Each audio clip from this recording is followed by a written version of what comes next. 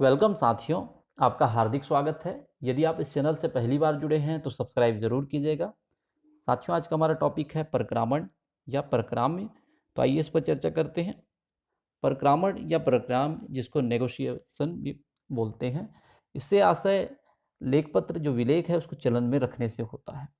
अन्य शब्दों में कहें तो परक्रामण का अर्थ विनिमय साध्य विलेख या लेखपत्र के जो धारक के अधिकार हैं, स्वामित्व और हित है, उसके हस्तांतरण से है, ताकि जो हस्तांतरित है उसको अच्छा अधिकार मिल सके और वो यथाविधिधारी बन सके। यथाविधिधारी क्या है, इसके संबंध में हमने पिछले वीडियो में देखा है।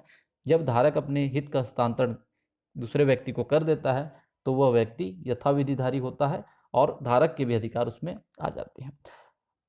हस्तांतरणकर्ता का अधिकार इसमें अगर दोषपूर्ण नहीं है तो ऐसे में वो हस्तांतरण कर सकता है। कुछ स्थितियों में लेखपत्र आदेश पर देय है और धारक के हस्ताक्षर अगर शुरू से व्यर्थ है, दोषपूर्ण है, चोरी के बाद अगर हस्तांतरित किया है, तो ऐसे में जो हस्तांतरण के बाद जो यथाविधिधारी है उसका अधिकार भी दूषित रहेगा।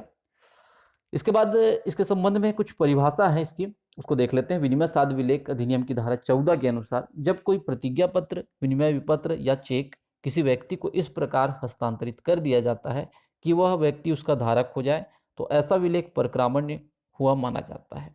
विलेख का धारक वह व्यक्ति होता है जिसे विलेख को अपने नाम से अपने पास रखने, अन्य पक्षकारों से उस पर देय धन प्राप्त करने का अधिकार होता है।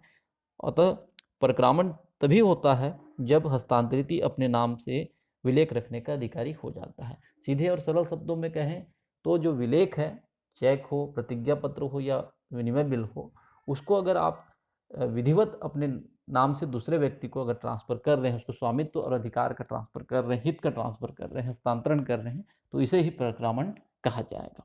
इसके बाद हम देखते हैं कि परक्रामण की विधि से पहले परक्रामण कौन कर सकता है। परक्रामण करने के लिए उसका जो लेखक है, आहर्ता अदाता जो होता है, पर पृष्ठांकिती जो होता है, ये इसका पृष्ठांकन भी कर सकते हैं और परक्रामण भी कर सकते हैं। परक्रामण की विधि देख लेते हैं। तो सुपुर्दगी द्वारा परक्रामण और पृष्ठांकन द्वारा परक्रामण। यदि प्रतिज्ञा पत्र, विनिमय विपत्र, विनिमय बिल या चेक वाहक के द्वारा देय है, तो वाहक को देय है तो केवल सुपुर्दगी द्वारा उसका परक्रामण हो सकता है।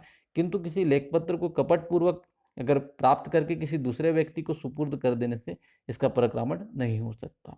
इसी प्रकार किसी लेखपत्र को किसी व्यक्ति के पास सुरक्षित रखने के उद्देश्य से सुपुर्दगी देना भी परक्रामण नहीं कहलाता है।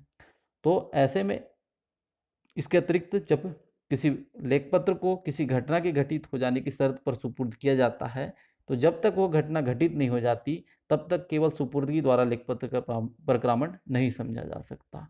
तो अगर वाहक को दे है तो वाहक के माध्यम से वाहक को जो उसका प्रतिफल मिलना है, तो इसको ही सुपुर्दगी द्वारा परक्रामण कहा जाएगा। पृष्ठांकन द्वारा परक्रामण क्या है? कपटमय या दोषपूर्ण लेखपत्र के अतिरिक्त कोई दूसरा लेखपत्र जब किसी व्यक्ति को आदेशानुसार दे है, यदि हमने उसमें आदेशित व्यक्ति को वहाँ पे नाम उल्लेख कर रखा है, तो ऐसे में जो पृष्ठांकित किए हैं तो ये पृष्ठांकन द्वारा परक्रामण कहलाएगा। परक्रामण के लिए पृष्ठांकन तथा सुपुर्दगी दोनों आवश्यक होती है। जब लेखपत्र की रकम, जो विलेख की रकम है, वो किसी विशेष व्यक्ति को दे होती है तो इसे आदेशित विलेख कहते हैं। और इस प्रकार के जो विलेख है, लेखपत्र है, उसको पृष्ठांकन द्वारा हस्तांतरित किया जाता है और इसी को ही पृष्ठांकन द्वारा परक्रामण कहा जाता है। तो ये इसकी दो विधि हैं, सुपुर्दगी द्वारा परक्रामण और पृष्ठांकन द्वारा परक्रामण। इसे आप और अच्छे से देख लीजिएगा। इसके बाद हम देखते हैं परक्रामण और अभिहस्तांकन में क्या अंतर है। अभिहस्तांकन हम किसको बोलते हैं?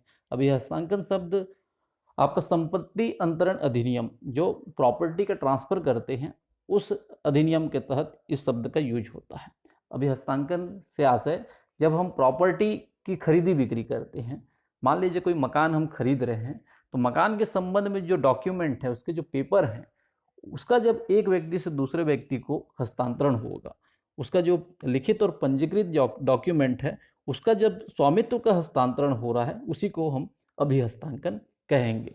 तो अभिहस्तांकन संपत्ति अंतरण अधिनियम के प्रावधानों के अंतर्गत सम्मिलित है, शामिल है। संपत्तियों का जब अंतरण करते हैं, हस्तांतरण करते हैं, संपत्ति अंतरण अधिनियम में अचल संपत्तियों का जब हम हस्तांतरण कर रहे हैं, तो उसके लिए जो उसके डॉक्यूमेंट है, विलेख हैं, जो लिखित और पंजीकृत विलेख का हम हस्तांतरण करेंगे, तो वहाँ अभिहस्तांकन शब्द का उपयोग करेंगे। अभिहस्तांकन और प्रक्रामण में क्या अंतर है, तो इसको देख लेते हैं। प्रक्रामण केवल विलेख की सुपुर्दगी देकर या पृष्ठांकन करके सुपुर्दगी देकर किया जाता है। अभिहस्तांकन एक नए अनुबंध द्वारा किएंगे।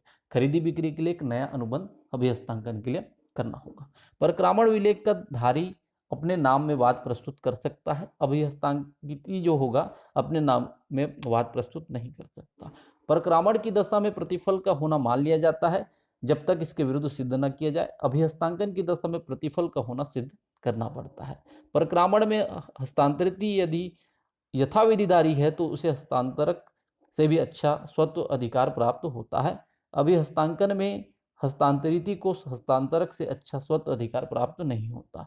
प्रक्रामण की दशा में सूचना अनिवार्य नहीं है और अभिहस्तांकन को प्रभावी बनाने के लिए आवश्यक है कि विलेख का जो हस्तांतरित है उसके देनदार को अभिहस्तांकन की सूचना दे। तो इससे संबंधित कुछ अंतर के पॉइंट हैं, इसे आप और अच्छे से देख लीजिएगा, अपने बुक और गाइड से एक बार और अच्छे से देख लीजिएगा। अगर कुछ नया पॉइंट आपको अच्छा लगता है तो अवश्य ऐड कीजिएगा। साथियों, उम्मीद करता हूँ ये वीडियो आपके लिए यूजफुल और हेल्पफुल रहेगा। लाइक शेयर कमेंट के माध्यम से अपना प्यार देते रहें, और यदि आपको कोई अच्छा उपयोगी सुझाव इस चैनल की इस वीडियो के लिए लगता है तो आप अपने सुझाव अवश्य दीजिएगा। आपके सुझावों का हमेशा स्वागत रहेगा। Thank you.